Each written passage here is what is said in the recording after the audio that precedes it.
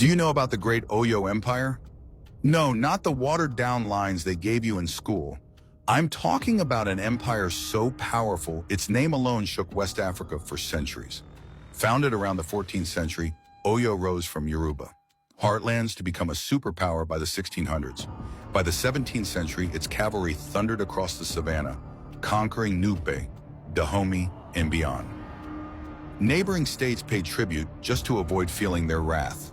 They didn't just fight wars, they mastered strategies that outclassed their enemies. The Alaafin, ruler of rulers, sat on a throne of gold, wisdom, and fear. But even he wasn't above the law. The Oyo Messi, 7 wise counselors, held him accountable. If he became tyrannical, they could demand his abdication by sending an empty calabash or parrot's egg. Imagine that, checks and balances embedded in tradition long before Western democracy. Their wealth was unmatched. Markets overflowed with kola nuts, ivory, leather, bronze, and fine cloth. Their people were traders, warriors, artisans, philosophers, diplomats.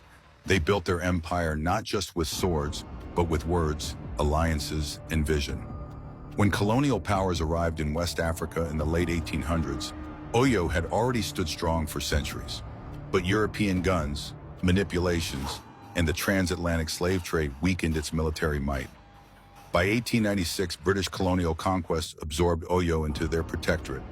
Yet the empire's traditions, culture, and political systems still influence Yoruba society today. So when they tell you Africa had no civilization before colonialism, remember Oyo. When they reduce African history to slavery and helplessness, remember Oyo.